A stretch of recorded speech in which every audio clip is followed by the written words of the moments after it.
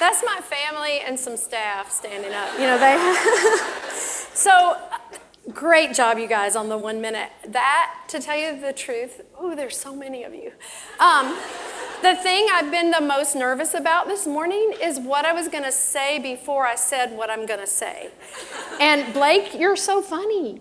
And anyway, and I'm not here to talk about genius, so I just gave up. So I'm just going to dive in and get going. But first I want to know, how is the coffee?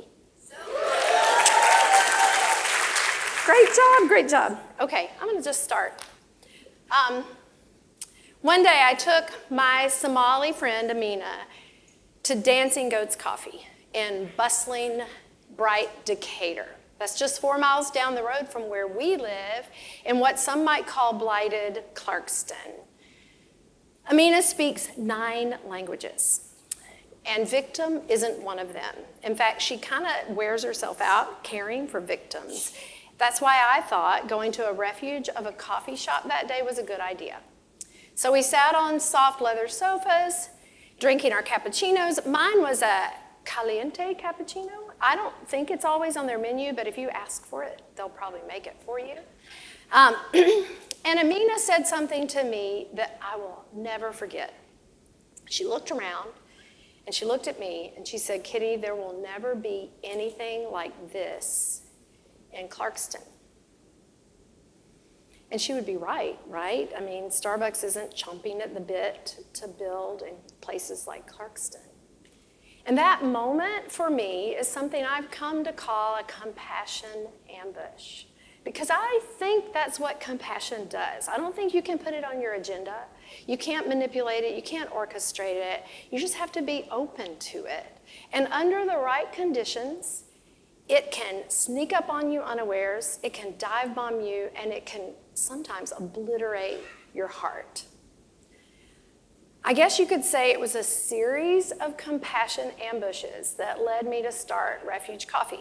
So we're a nonprofit coffee company that employs and trains resettled refugees using 2 gorgeous red coffee trucks and a coffee shop in the heart of beautiful Clarkston, Georgia. Compassion really not just for Amina, but for the community she represents, the thousands of resettled refugees who live in my neighborhood, who I happen to think are every bit as deserving as the rest of us of opportunities for education, for I almost said entertainment, and that would be true too, but education and employment, and the simple yet powerful welcome of a coffee shop. Compassion simply means to feel passion with co. And it's that little prefix that's my favorite part of the word. Compassion cannot exist in a vacuum. Feeling with people is very different from feeling for people. Feeling for people is pity, and it can lead to toxic actions sometimes. So, a little over 2 years ago, we raised a bunch of money and awareness, and we gathered a bunch of compassionate, competent, creative people, and we launched Refuge Coffee. And a little over 2 months ago, about the time Blake emailed me and asked me to come talk about this today, I discovered something about compassion that I didn't know. You can run slap out of it. Compassion fatigue is a real thing. To be honest, I used to think that compassion fatigue was an excuse used by lazy, selfish people to not act. But now I know that noble efforts begun with deep compassion can leave you drained of the very thing you started with. And I gotta tell you, it's kind of a nightmare to wake up one morning and realize you don't have what it takes to do the good work you need to do. I've come to see that compassion fatigue is a real and present danger for creators and doers like you, whose actions, at least in part, are predicated on feeling with people. So, you can run out of compassion fatigue and you can run out of your notes in your head. So hang on a second. Compassion fatigue is real, and I haven't completely recovered from mine, but in the process of recovery, I've discovered some things about compassion, and I want to share them with you today. And I want to start with the first one, which I think is the most hopeful. So for me, fatigue looks like numbness and irritability and pessimism, and strangely enough, a weird kind of perfectionism. And when I get that way, I've discovered that compassion cannot ambush me. It's like I'm impervious to it. And what makes it worse is I feel like I'm stuck, and I panic because I feel like this is never going to change. Before starting Refuge, I was a writer by trade, and mostly I wrote books for people. And I remember the first couple of books I wrote, I would get to the end, and instead of satisfaction with a project that finished, I would freak out, and I would think, oh gosh, every creative thought I have ever had is gone. I mean, I have nothing left. No clever turn of phrase, no great story. I have used it all. I guess I have to retire. I'm guessing, can you relate? That feeling that you've used all your good stuff and there's no more good stuff? But I discovered that compassion is like creativity is a renewable asset. You can recharge it. I used to work for a guy that would say to me, when I would get like all obsessed with the deadlines, he would say, I am paying you to stare out the window. And I started to see that staring out the window, letting good ideas come back in their own good time was a limitlessly productive exercise. So if that's true of the fuel needed to write a book, could it also be true of the fuel needed to create anything? And I think it is. I hope it is. I think it is. Let's go back for a minute to my friend Amina. Amina is the granddaughter of a Somali king. She's royalty. You'll kind of see that in this story a little. She's Mama Amina to half of Clarkston. She's an almost daily customer at Refuge Coffee Shop. She's also in her 80s, and so her filter doesn't always work, and that gets her in trouble sometimes. I'm 60 and I'm there. It's kind of scary. And so one day, one of our young employees came to me and said, Amina yelled at one of our trainees. And I think the reason I'm not naturally very compassionate, and I'm really not, is that I'm too, sorry, you picked the wrong person. I'm too action-oriented. I want to fix things rather than feel them. And so I didn't even ask any questions. I jumped in and I went, all right, so we're going to fix this. I'm going to call Amina. I know her. She probably didn't really yell, and she probably didn't mean to, and I'll just ask her to apologize, and it'll all be good. We're good. We're good. And then a couple of days later, oh, well, I have to add this part. I forgot. I didn't call. So I'm old, I'm forgetful, anyway, all that stuff. So one day, a few days later, one of our trainees from Ethiopia, Frey, here's Frey. Frey said to me, in passing, Kitti, Amina fussed at me the other day. And I did the same thing. Didn't even stop to ask a question. I went, Frey, no, that was you. I mean, look at her. Could you yell at her? I was like, I'm so sorry. Hey, wait a minute. I was supposed to call Amina. I didn't do it. I'm so sorry. I picked up my phone. Let me do it right now. And Frey said, stop. She stood in front of the freight train, that's me, and said, stop. It's fine. She said, the next day, Amina came to the truck and she asked me for a ride as if nothing happened.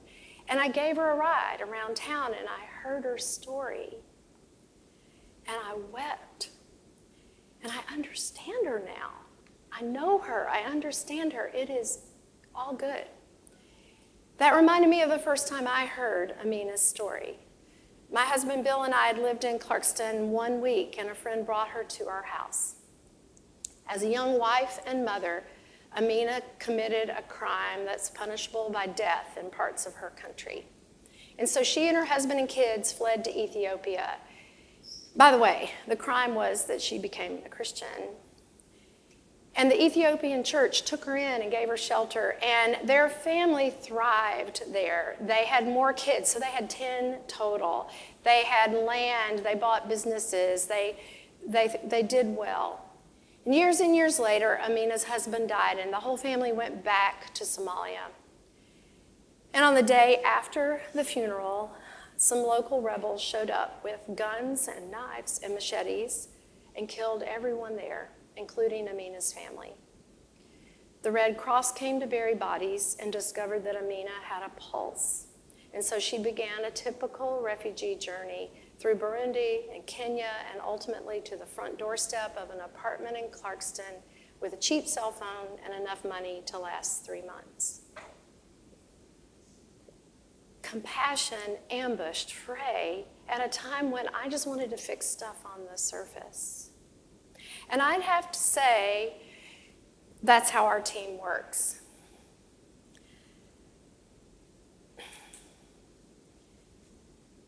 Because compassion is a team sport.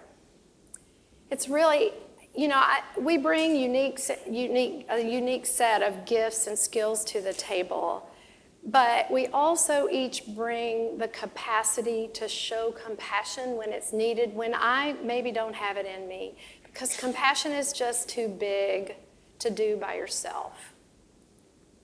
I think the reason I took Amina to dancing goats that day is that I understood instinctively that people who care for others don't always care for themselves.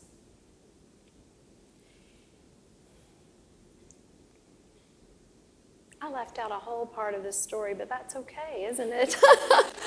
It's really okay, because your air horn, right? All right, I'm going to just keep going. Golly, how did I do that? It's okay. It's okay.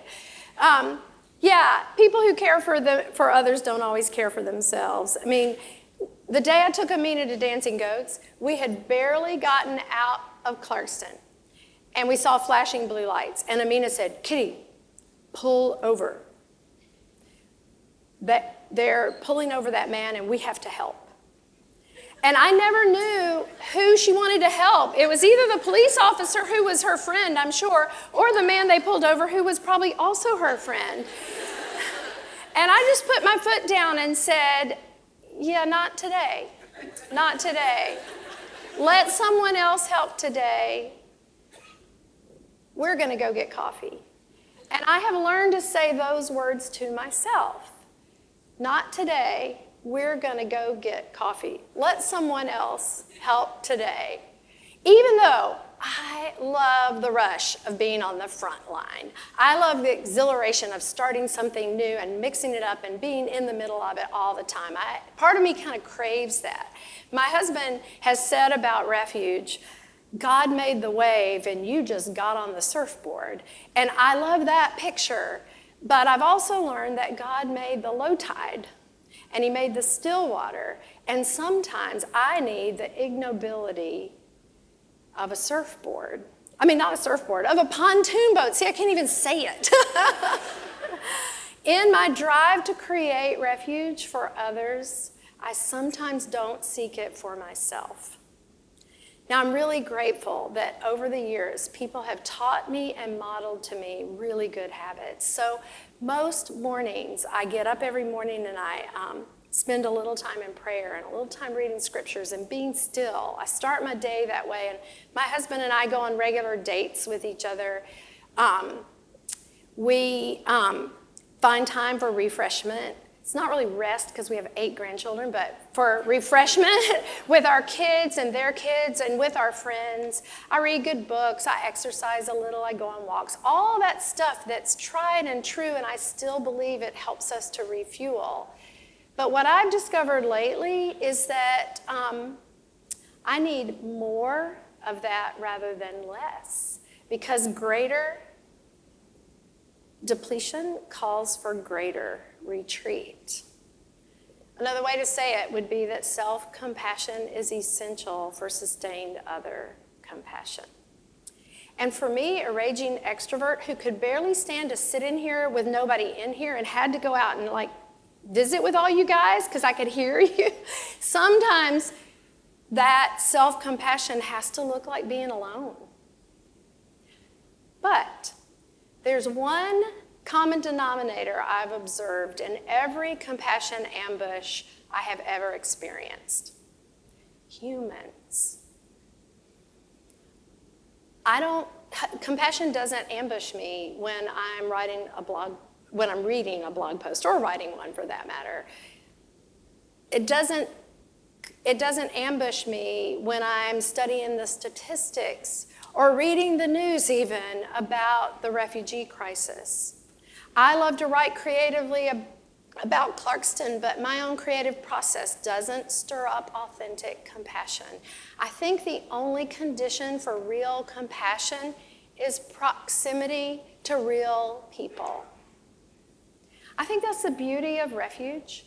We have simply created an environment for normal humans to do normal human stuff in proximity to each other. And the human heart takes care of the rest. To close, I want to show you a video from a dinner we hosted at Refuge this summer. Our good friend Haval Kelly, who was a Syrian refugee, and he's now a cardiologist at Emory, he called me one day and he said, I don't know if you read the news yet, but Secretary of State Tillerson has just announced that for the first time in over 2 decades, the White House is not going to host an iftar dinner. Iftar is the meal Muslims share together at sunset every night during Ramadan. Daytime is for fasting and praying, and nighttime is for feasting and celebrating. Haval said, we're not angry, we're really not, but we are really hurt and we're really disappointed. So do you think we could have an iftar dinner at Refuge? We have this great team that will just stop and deal with curveballs that I throw to them. And of course they said yes. And so one July night, over 400 people showed up and we just simply had dinner together. And I want to show you a glimpse of that night. And I think it'll make my final point really nicely. Sometimes all compassion needs is a party. Thank you.